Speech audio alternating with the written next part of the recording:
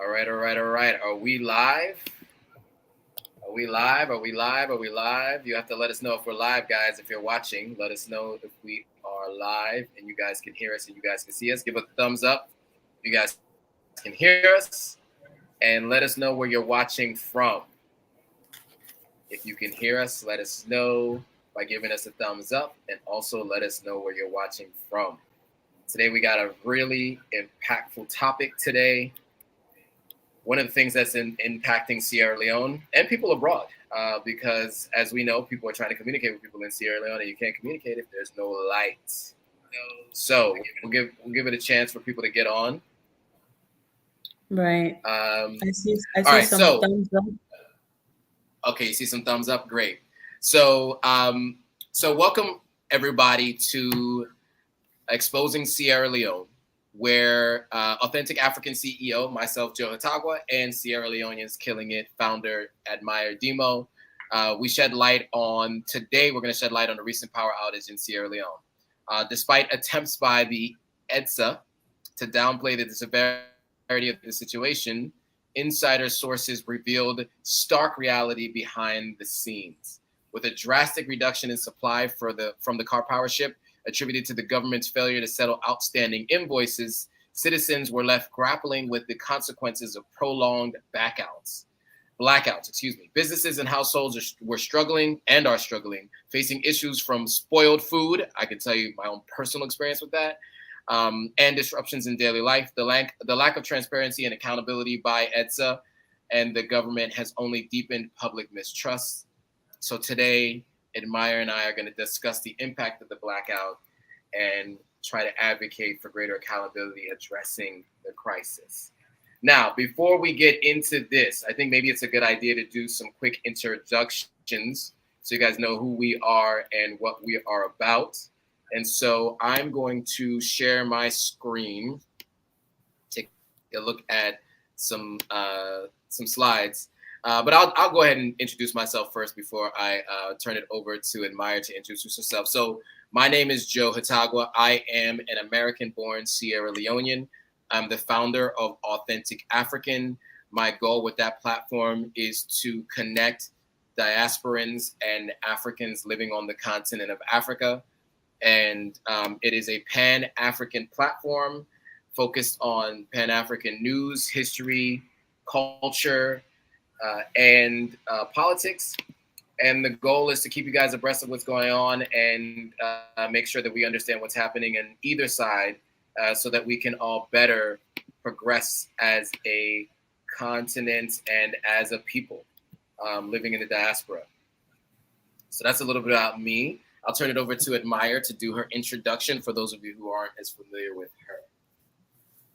What's up, guys? Thank you so much for joining us. Please be sure to share this live with your friends, family, especially Sierra Leoneans.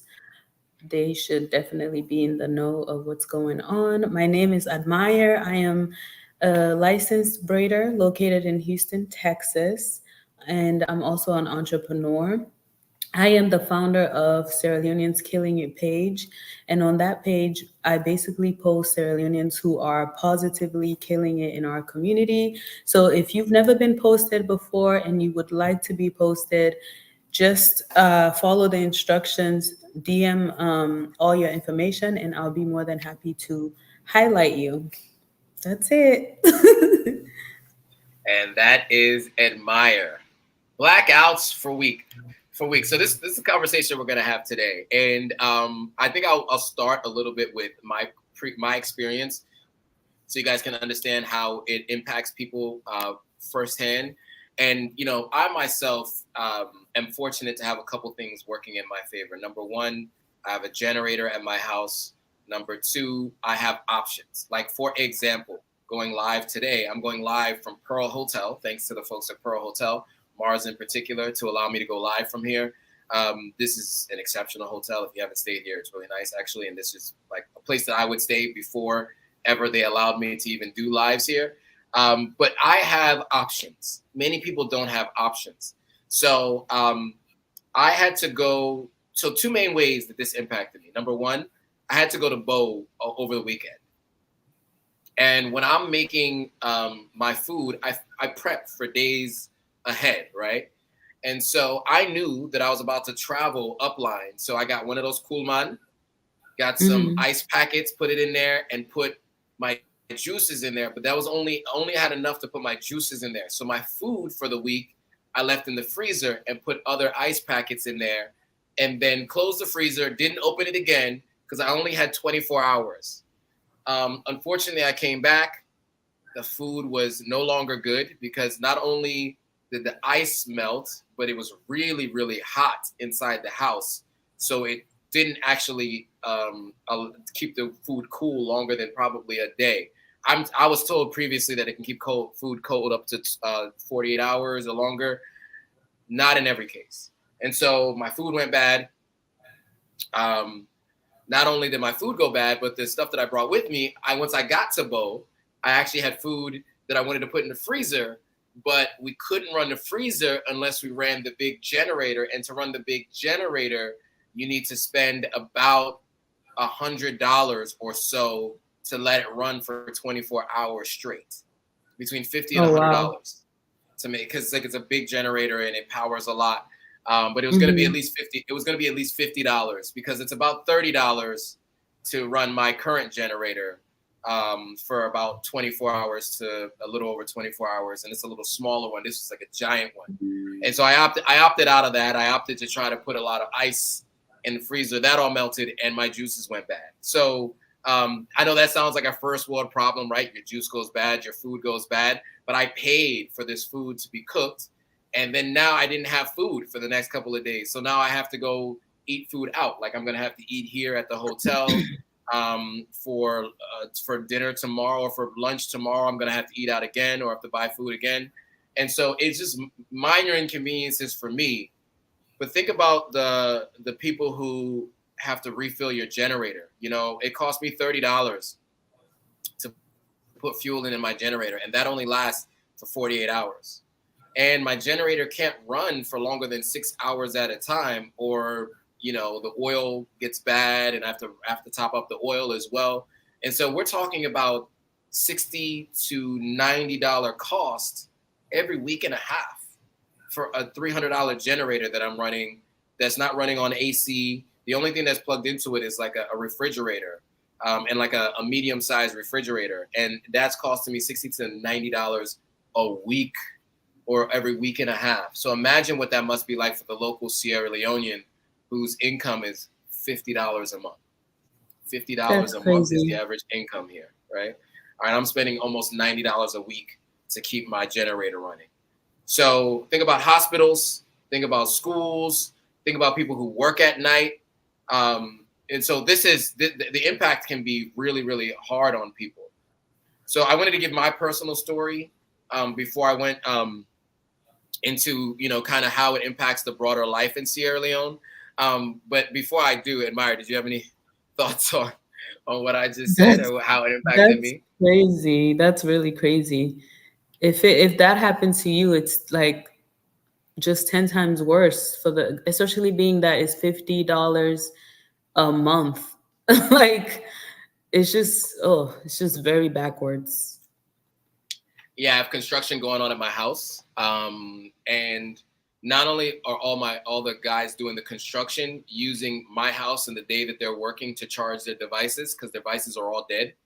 Hmm. My next door neighbor, who luckily has been supplying me with some water, he's been coming.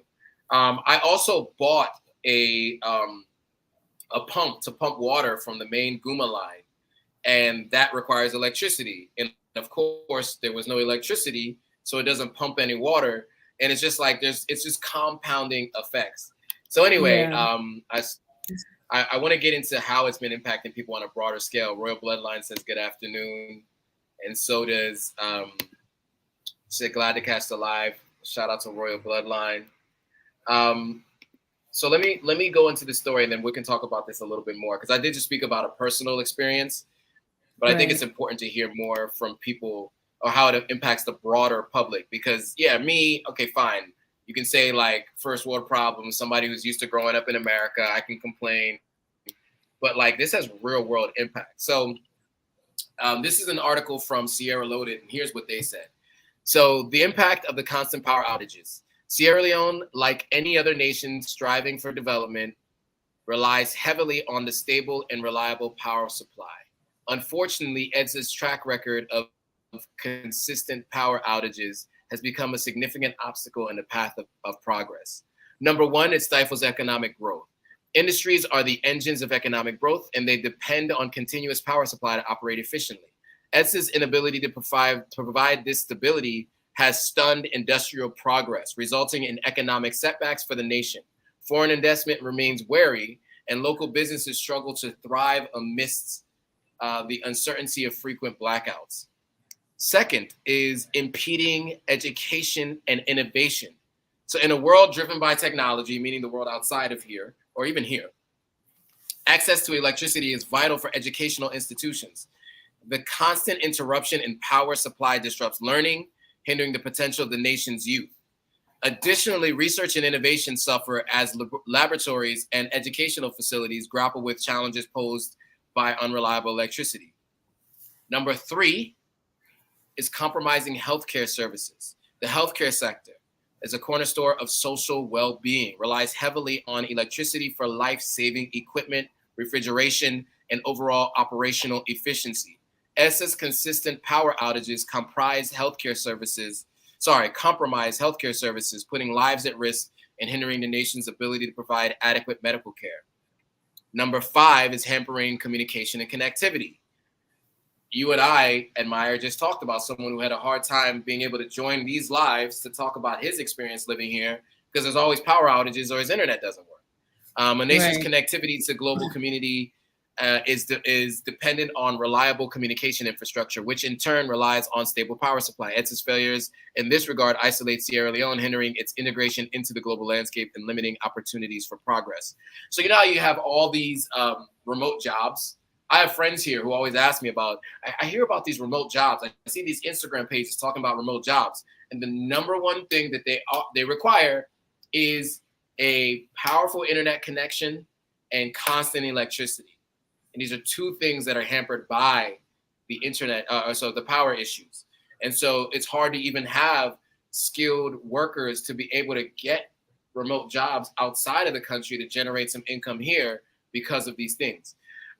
Number six is dampening quality of life. At a fundamental level, constant power outages affect the daily lives of citizens. From households struggling with the basic comforts of lighting to businesses grappling with operational challenges, the lack of stable power supply casts a shadow on overall quality of life for people in Sierra Leone. So there's an urgent need to change. And as Sierra Leone stands at the crossroads of development, the dark reality of EDSA's contributions to the underdevelopment cannot be ignored. It is imperative that the power sector undergoes significant reforms, infrastructure upgrades, and policy adjustments to meet the growing demands of the population. The nation stands to lose more with each passing day of unreliable electricity. So there's a lot there. I know I read through that very quickly, but I felt like it was important to kind of give you guys that background. So what are your thoughts on that before I add additional thoughts myself and Maya? I'd love to hear what you think. I'm just like, I feel so bad for the folks back home because it's just like, yeah, it's tough. It's tough for them. I don't even know what to say. That'll like, yeah, frustration. Yeah, I mean, just ugh. Yeah, I mean, you heard educational institutions, hospitals, businesses, right? Every sector of business is negatively impacted by this, right? On a level that you don't really think about when you're living your everyday lives if you're in the global north or the west, whatever you want to call it. So if you're back in the States or in Europe, you know, you have power all the time. You don't even think about these things. But just, you know, for me, I mean, the amount of money that I've been spending on this generator, it's ridiculous. And this was over the last like 3 weeks. You know, I spent a little over, you know, $250, a little more than $250, about close to $300 on just fueling and putting new oil in my generator and because there was no light, right? Right. You should not be spending that much money on having power at home, right? Right. That's just crazy. And so Aisha says, "Wow, that's expensive." Royal Bloodline says, "Wow, sorry to hear that." Yeah, I mean, it is the reality of everyday life here. Now we're gonna get to why it happened, what they're trying to do to fix it, and some of the press releases that came out. But the reason why we're doing this topic is because one, it's topical. It happened just now, and two, if you remember a couple weeks ago when we went live, there was someone saying that once the electricity is more stable in Sierra Leone, he was planning to move here. I don't know if you remember that, Admire, but that guy was saying, I can't remember his did. name. And Yeah, he so, did say and that. he did say that, right? And I said, listen, if you're going to wait for the electricity to be perfect, then, good luck. It's going to be years. So you're going to have to just find ways to get around it and to deal with it. I mean, that's just the reality of being on the ground here. If you're living in Sierra Leone, you're going to be dealing with the power challenges. That's just what it is here. And so, so I wanted to mention that before we went on, because I think it's really, really important. So a couple of things that we can do if you're in the country to try to stay informed. Number one, I use Sierra Loaded. There are going to be typos. There are going to be some challenges with the website because they have so many ads in there. But they have up-to-date information on all the breaking news in Sierra Leone, whether it's on Instagram, their Facebook page, or you're in their WhatsApp group. They're really good. Also, EDSA's Facebook page, they do post their press releases on their Facebook page. So if you want to have an update on what's going on in terms of what they've put out publicly, then at least you can check that out on their Facebook page. I like to give that insight and that information because that is where I get my information, and that's how I stay up to date on what's happening. Because imagine, like, you go 8 hours without light.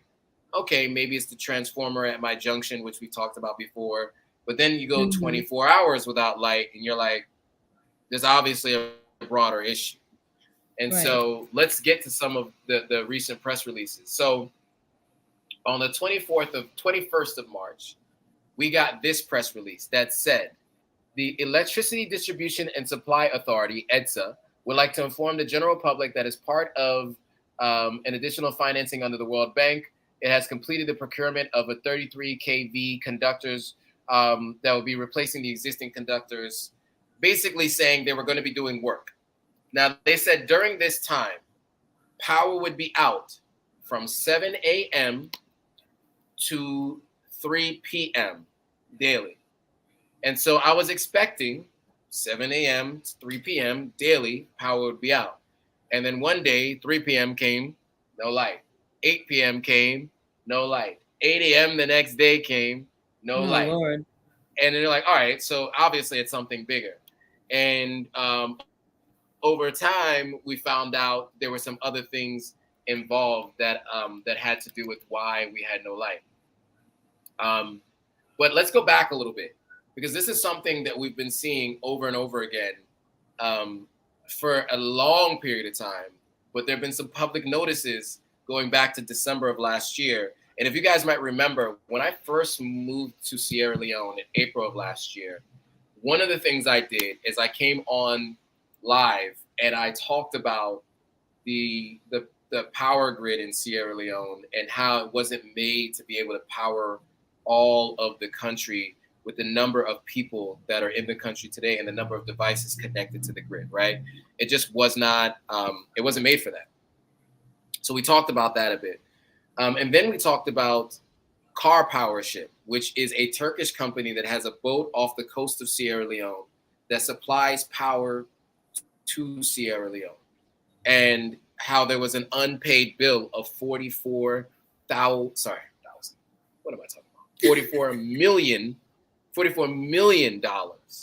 Yes, dollars, USD dollars, not 44 million leones, not 44,000 leones, 44 million US dollars. Now, that's a lot. A lot. Now, I will say this. The reasoning for this does somewhat make sense. A couple different things. Number one, the debt was already in place under the previous administration. Apparently, there was 20-something million in debt under the previous administration. The new administration inherited that blew up to $44 million. Now, one of the things that a government administrative or government official had mentioned last year was this: they paid the Turkish Karpowership in dollars, which is why the debt is spoken about in dollars, right? $44 million. But they collect EDSA payments from the people of Sierra Leone in leones. And the price in leones is, rate adjusted for the semi-rate adjusted for the income in Sierra Leone. So if you want 32 units of power, you pay about 200 leones for that period of time. 32 units can last you about 2 weeks, a week. So 200 leones, if I do the math real quick, that's about $10, a little less than $10 for 200 leones. So you pay $10, you can get power for about a week, right? But remember, people generate about $50 in revenue a month. So if they're paying $10 a week for power, then obviously it's going to be more than what their monthly income is to be able to supply power to their house regularly at that price, depending on how many devices they have, etc. So these are just things that go into account when you're thinking about like what it means to not have power.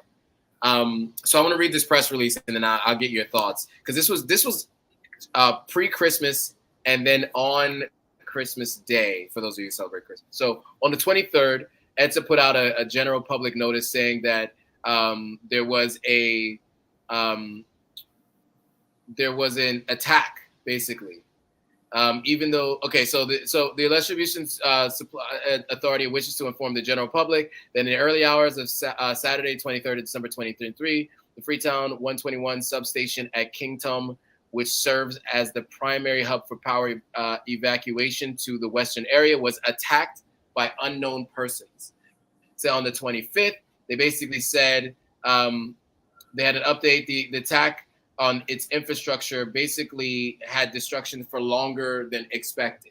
So there's always some issue happening, right? So this was an attack on the particular power station. There was also theft one time of cords that supply power. There's always something, right? So these press releases kind of give you that insight and that information. And then you have, different people giving statements about what's happening. So Julius Harding, who is the EDSA Director General, he addressed the electricity crisis. He said during a weekly press conference on March 26th, his name is Joe Lahai Sormana, the Director General of EDSA, shed light on the dire financial situation facing the utility company. He candidly disclosed that they're grappling with sufficient losses due to the unstable pricing model in place. He underscored that the predicament, stating, "We buy power, but we charge our customers less than what we spend to buy power from Karpowership and other sources. So even before we start business, we are already running at a loss." The admission from the Director General highlights the deep-rooted financial challenges plaguing EDSA, where the cost of purchasing electricity exceeds the revenue generated from customers.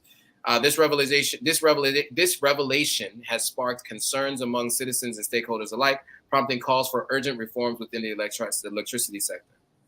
So he basically said, we cannot provide what we don't have. So he further emphasized the limitation imposed by the financial constraints. Full delivery of the 120 megawatt Freetown requires is beyond our current network capacity. So that basically explains 9 out of 10 citizens with access to electricity are either involved in theft themselves or know someone who is, he claimed. This widespread practice significantly contributes to EDSA's financial woes. We are essentially contributing to our own downfall. So what he's saying is that there are people stealing power from other people, right? So there are people who are connecting to someone else's grid or somehow, some way being able to pull power from the grid, and they don't have a sufficient system for tracking that down and stopping it, or they don't have a sufficient system for enforcing the stopping of it, because there are many people who are benefiting from it. And so when you think about it, right, Mhm. That's one reason. But I mean, what to me, it's just like, okay, I get that you charge in leones and you pay back in dollars. So there does need to be some kind of reform, right? I mean, obviously, what's happening today is not working. It's The not, and it cost of the doesn't make sense electricity is to too me expensive. personally. Yeah, but what's the solution, right? It's like, this has Right. already been in place. This is how it goes. And I think the main solution is revamping the grid, as they said they were doing. But as we've talked about before, I think it's going to take a nuclear power solution, whether that's in Burkina Faso, which we know that they're Mhm. working on with Russia right now, or maybe if Nigeria revamps its power supply and is able to export some of that power here. But until that changes, the problems we have will continue to persist. We're just getting Right. more and more populated. People are using more and more devices, and you're just going to continue to have these power outages. So we can't expect that it's going to go away anytime soon. That's crazy. Very. So the president, yeah, right. I mean, like, just knowing that we're doomed to this outcome is Right. scary. You know, because of course, when people say we did bien, that makes salon de bien, and I understand why people complain that way and say we're behind and we have a lot of work to do. Part of why we're behind is some basic infrastructure challenges. So the president addressed the nation, um, and in response to Freetown's recent power outage crisis, President Bio convened a crucial meeting at the State House with high-powered delegation of key stakeholders from the energy sector. According to his aide, um, the meeting aims to devise prompt solutions to alleviate the capital's energy woes, which have left residents in darkness for almost a week. The urgency of the situation has been exacerbated by the partial suspension of operations by Karpowership, the primary electricity supplier to Freetown. The suspension comes as a result of unpaid debts totaling 27 million US dollars owed by the government Wow. of Sierra Leone, leading to financial strain on the energy's provider. So, $27 million That's a we lot. owe. So it went from 44 to 27. So we're moving in the right direction, but it's still a lot, as you just said. Yeah. I mean, what are your thoughts on that? We owe $27 million. I'd love to hear your response to that. Child. The people in power got to make better decisions. That's my personal, Okay, um, my fair. personal thought. Because these decisions, I don't know. It's like it doesn't. It's not bringing more profit. It's bringing more loss. It's like setback after setback after setback. So I don't even. At this point, like maybe they should try something else. Maybe try something else because it's not working. It Absolutely. hasn't been working for years. So Exactly. And I think the sentiment from Royal Bloodline is very similar. I mean, they do need to try something else. I agree. To me, I think the only thing is going to be nuclear power. But in the meantime, everyone planning to move, planning to visit, just know these are things you're going to have to account for. brace But yeah, we yourself, should huh? have this. Brace yourself. And see they come. You said you were coming, right? Mm-hmm. Got to brace myself. Got to be prepared. I mean, this is what it's going to be like. And this is, and look, as we've talked about before, Sierra Leoneans killing it is about, showing what's happening in Sierra Leone in the diaspora, and really like big on highlighting people killing it in a positive way. And Authentic Right. African, the platform has always been about trying to bring these two, the diaspora and Africa together. And I think when we came together as a collective, we wanted to cover topics that we know are not being addressed elsewhere or don't give proper context and understanding to what's happening. So we've decided that that's what we're going to do with some of these topics. Sometimes it'll be topical, sometimes it'll be things that are happening that have always happened in the community, and we want to talk about them. You know, things that are uncomfortable to talk about, but we want to make sure that we're bringing this kind of information to you people, because you guys are asking for it, right? There's been calls for people to talk about this stuff, and we want to ensure that we're doing so. That's true.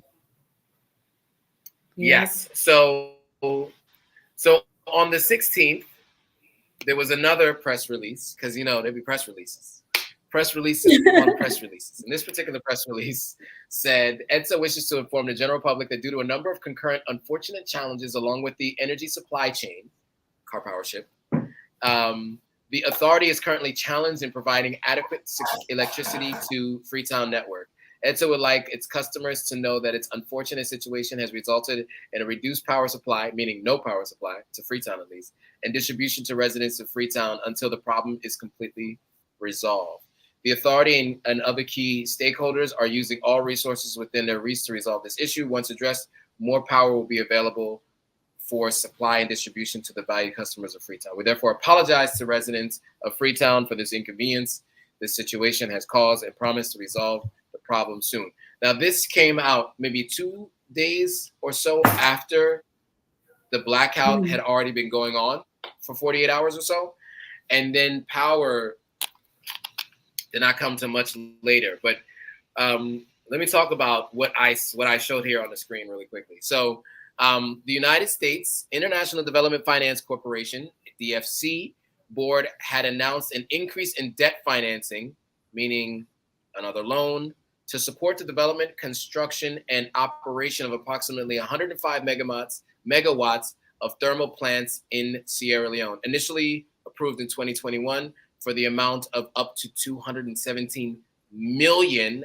The finance has now been augmented to 292 million. So I would hope that of that 292, 27 million will go to Karpowership. Right, because that's a lot of money. Like, where is this money going? To be honest, Great question. It's a lot of money. $292 million for infrastructure. And it was 217. It got augmented to 292. So you can take 27 of it, give it to Karpowership, and get us out of this debt, right? And so we did hear last Friday that Karpowership was going to turn back on power, or last Saturday, and they did. So they did turn back on power last week, and that was amazing. Or last Saturday, which was just 2 days ago, and so we now have basic. We now have basic power that is enough to supply for the amount of time that it has been, right? For a few hours at a time, goes off for a few hours, come back for more hours, and it's off for a few hours. So it's at least back to its regularly unscheduled programming. So kind of what we're used to, but it's definitely not a better power situation than right before Karpowership turned it off. It's about the same, but at least it's back for extended periods of time. I'm hoping that by the time I get back home, I will have light back home. So fingers crossed. So yeah, I mean, I wanted to give this update. We wanted to talk about this because obviously, those of you who are planning to come in December, those of you who come in April around, Sierra Leone's Independence Day, you got to know what's happening. And this, obviously it has ramifications across all areas of life in this country. So yeah, I mean, that was the impotence for this live and why we wanted to talk about it. Do you have any final thoughts on this? I know I asked you along the way if you had any questions or any thoughts about it, but do you have any final thoughts on what we're talking about here and what we experienced with this power outages? I mean, honestly, I just feel like maybe try something else because it's not working. And it seems like it's a lot of money. It's like keep getting loans but there's like no solution. So maybe the government should come up with a new solution because this isn't working. So it's just like, it doesn't make sense logically. Yeah. See, I'm not an electrical engineer, so I don't know anything about power grids. But it seems to me, I think we need to do a whole new power grid. I don't even know if you can revamp the existing one. And I don't know what that looks like. I don't know how that works. I don't know how poor that is, or how poorly it can be executed. But one of the Mm-hmm. things that we've talked about previously is that every neighborhood has a um, transformer, right? Mm-hmm. And many neighborhoods, transformers go down because of the surges in power and their inability to be able to service that area. So I think that we're gonna have to change out all of those and put brand new ones that, like, I think what we should do is Mm-hmm. operate at a capacity of 20 million, so that we as a society can grow into that capacity, right? So we should get to the place where we can power 20 million households and continue to stay ahead of that, right? That would be the ideal scenario. You got $290 million for infrastructure. I don't know how much of that is supposed to go into electricity, but I think if we could get to a place where we could support powering 20 million people while we only have 8 million people, I think that would ensure that power outages do not continue to be so frequent. And then we don't have to rely on a Turkish company with a boat off the coast of the water to make sure we have light. That's what I think. Mm. I That's think that also a that good idea. Yeah, I think that that's the solution. You got plenty of money. So I'm interested to see what they announce in terms of what they're going to do with this funding. I know the Minister of Information and Civic Engagement does a good job of putting out releases and things of that nature. So I'm interested to see what he says following this. But one of the things that I think was interesting is this is the second time Karpowership has turned off the power to Sierra Leone. So obviously, it would behoove us to pay the full debt down and or move completely off the the need for them to supply power to the country, right? If we do that, then we're in a place where we're not beholden to someone else, and we can determine our own destiny. It Right. should not be the norm for us that, like, light's just gonna go out all the time. I mean, you're at a party and you're enjoying yourself, power goes out. Right. Like, you're at a bar or something and you're watching the game and you're all excited for your team, Arsenal, whatever, because people watch soccer here, or football, international football, and zoom, power goes out. You're in your house in the middle of the night, you got your fans on because it's too hot, and boom, power goes out. Last night, I woke up 4 times in the middle of the night. Power was off, then it was on, then it was off. Because when in the middle of the night, I turn off my generator, and my generator sleeps when I sleep, right? My generator is up when I'm up. Mm-hmm. And last night, I woke up 4 times because I fell asleep, and the light went on, and then off. And then the light would come on, and then off. And it would happen like over a period of like maybe 10 minutes, it'd be off, and then it'd be on again, and then it'd be off for a long time, and then it'd Mm-hmm. be on, and then off, and then for a long time, and then on, and then off, and it just kept happening like that 4 times last night. I really do hope that this does get taken care of, because this Me is too, because that's a no lot. way to live. Yeah, it's not uncomfortable, frustrating, Mhm. just mm-mm. I hope there is change. Absolutely. So Yvette Francesca says these kinds of things put me in a real dilemma whether to move there or to live or not. I mean, look, as I said, you just have to have contingency plans. Living in Sierra Leone, you have to have backup plans, and you need to be able to be creative and think on the fly. I used to watch MacGyver all the time. I know this sounds crazy, but I'm aging myself a little bit. I will be 40 in about 2 weeks, less than 2 weeks. But there was a show on TV in the 90s called MacGyver, and I don't know, he was like a special ops guy. He would always find himself in these crazy situations, and he'd use like a toothpick to be able to get out of a maximum security prison kind of thing. Like, he was the kind of guy that could, like, use anything. So I referenced MacGyver. So, like, I had a water issue. I didn't have water in my tanks for my construction guys, but I had water in the house that went into the house. So I took one of these giant water bottles. I put the hose through here.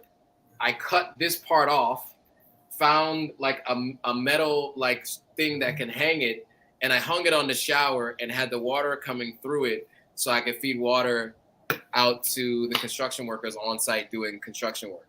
Like that's the way you have to be. Like you have to be that kind of ingenuity. You got to have that kind of um, you know ability to like move on the fly and think on the fly to be able to Mhm. survive in a country like this. This is the only way you can do Wow. it. Auntie Alice is here. Shout out to Auntie Alice Davies. She said, "It's so sad because electricity is supposed to be so basic. It sure is." Royal Bloodline says, "I'll be moving to Cameroon next year, so I'm expecting to be going through the same thing." I mean, many African countries go through this challenge.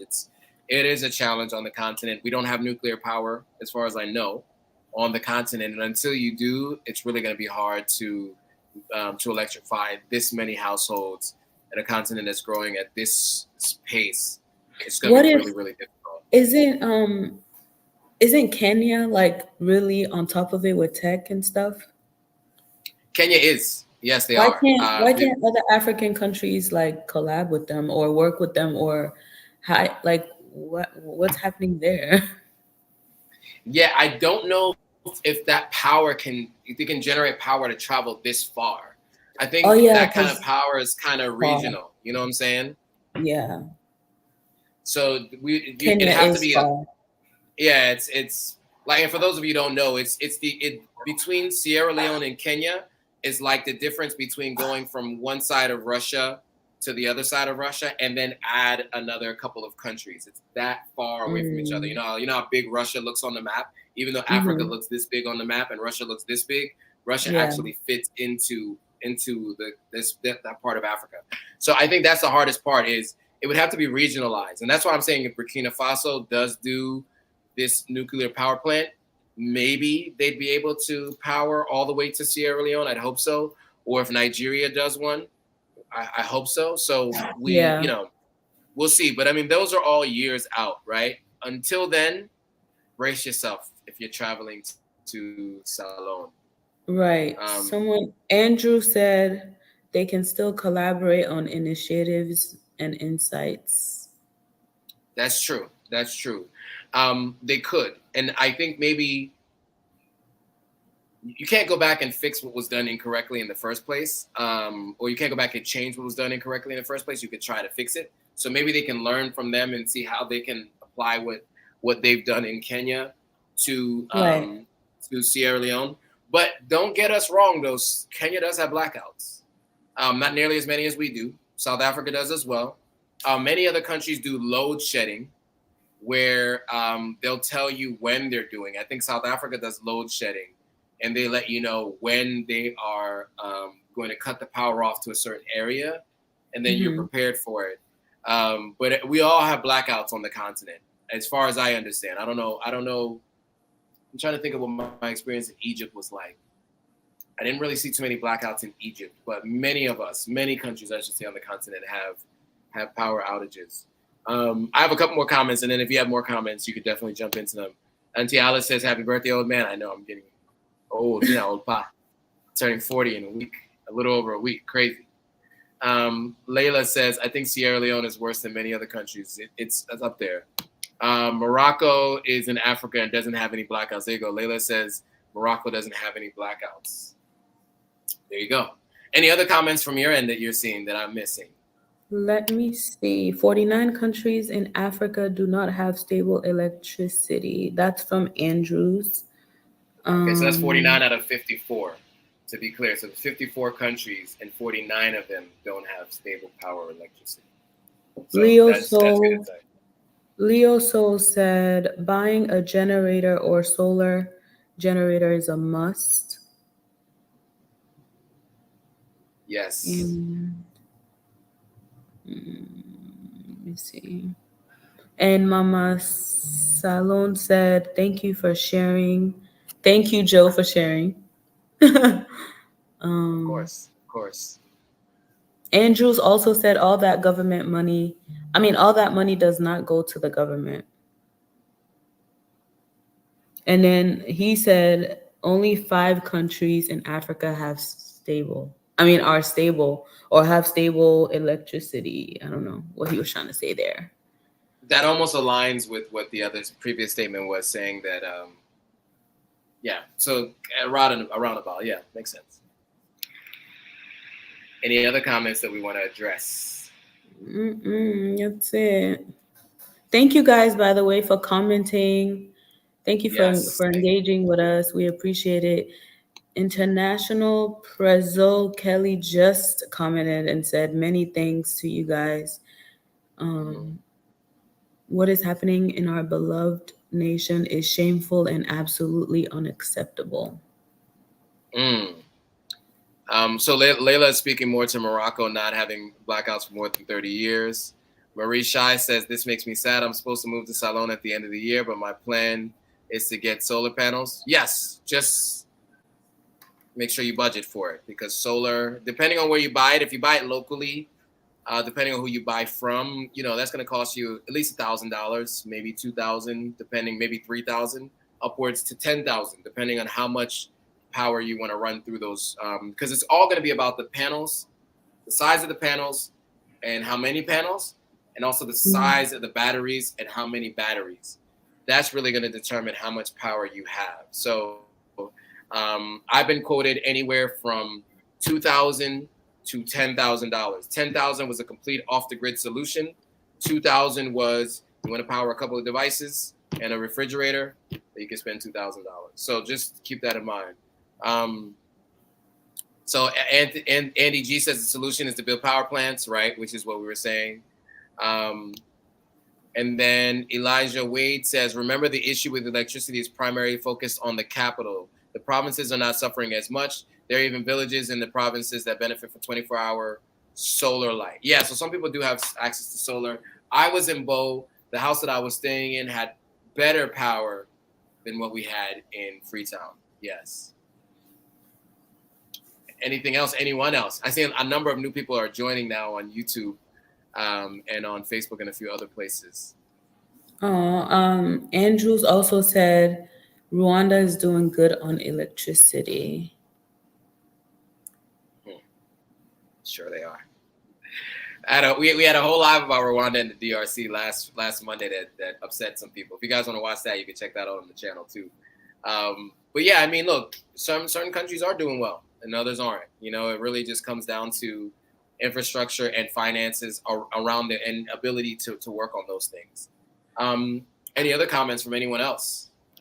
Andrews just said, with all the solar knowledge, why don't local homes move to solar light?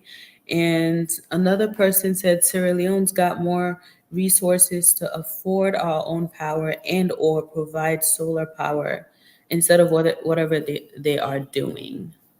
That's it. Well, the reason why more houses don't have solar is because solar is very expensive. It's very expensive. I think, to people. So the thing is that in the long run, you'll probably spend less money on solar if you have a solar setup. The problem is the upfront cost in many cases is just too high and it's cost prohibitive. Now, Easy Solar, a company here in Sierra Leone that they don't actually create or own any solar equipment, they buy and then they sell it here. They're basically a distributor of solar equipment. They do have a payment plan over like a 40-month, 24-month span where you can basically pay for solar over an extended period of time. But again, it's not cost effective for most people. I mean, some people could just do a little solar, something that can give you some lights. What you'll find is that yesterday I was negotiating the cost of putting up beacons around the property that we bought in January of last year, the 5 acres. And when we met with the folks who are working on that, am I back? Yeah, you're here. You're just going in and out. Okay. So I was saying that we're negotiating it and negotiating the cost of the beacons that are going to go on the land. And when I went to this guy's house, he had like 9 different solar flashlights, solar radio, solar charging station, like these things you can get on Amazon or whatever for like, $10 or whatever. He had like 9 of them lined up, all charging. And that's what he does every day, is he charges these devices all day long. And then at night he uses them for light because he just doesn't have access to power. They didn't have an EDSA meter at the house. They don't even pay for EDSA because he just didn't have the ability to afford it. So, for many people,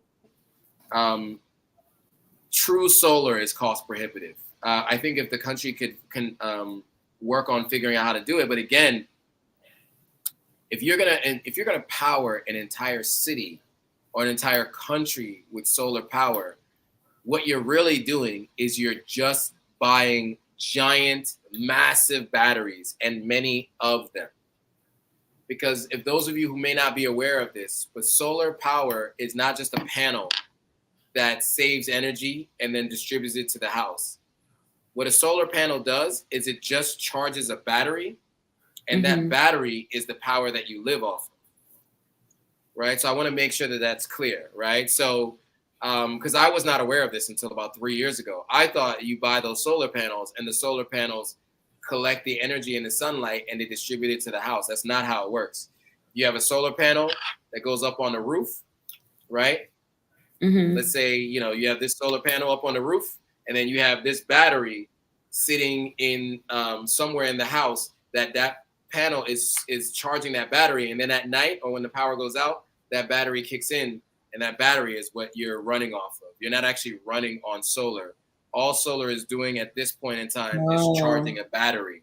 So you're really not running on solar. You're running on battery power, which is what most people don't know. So if you want to power the whole country, you got to have a lot of batteries, a lot of big batteries. That's what's going to power the country. Oh, wow. Yeah. Are there any other comments that we're missing or that I missed?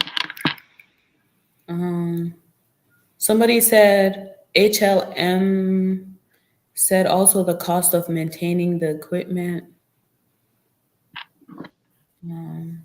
Yeah, cost of maintaining the equipment now. Okay.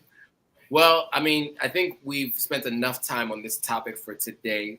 The next topic we do is not going to be like a topical one that's in the news. We're going to talk about something a little bit more controversial, and we'll get to that when we get to it. You guys will see that later. But in the meantime, if you guys are interested in any of our services, you know where to find us. You can go to the Sierra Leonean Skilling It page, go to Maya's Instagram page. She is Admire, right? If I remember off the top of my head. Okay. I'm at Joe Hatagua or at Authentic African. And you can find our services, what we offer and we provide. Obviously, Admire had mentioned she is a licensed braider. She specializes in painless braiding, right? And hair growth, right? If I remember that. I'm good. And for me, I specialize in consulting people on how to move to the continent of Africa, whether you want to move to Ghana or Sierra Leone, you want to visit, you want to travel to the continent, you want to buy real estate, you can work with me and I can help you do that. I can also help you grow your social media platform and consult you on that as well. And so with that, okay, one more question, sorry, and then I'll answer it. Elijah Wade says, what part of Bo is your 5 acres located? Not the exact place, but the area. Around Bo Kenema border, around that border area. Somewhere in that region is what I'll say. Good question. All right. So with that, guys, don't forget to like, comment, subscribe, share this with other Sierra Leoneans who want to know what's going on here and why it's happening. Any final words from you, Admire? That's all for me. Well, thank you guys again for your engagement. Thank you for talking to us. Thank you for the questions. Please be sure to tune in next week. We go live every week, by the way. Follow our pages, support, and share our lives. And if any of you are just now tuning in to this live discussion, you can catch up on YouTube. So yeah, that's it. Thank you guys so much for joining us. We appreciate you. Yes, thanks, guys. We'll see you all next Monday. Yep. Bye. Bye, y'all.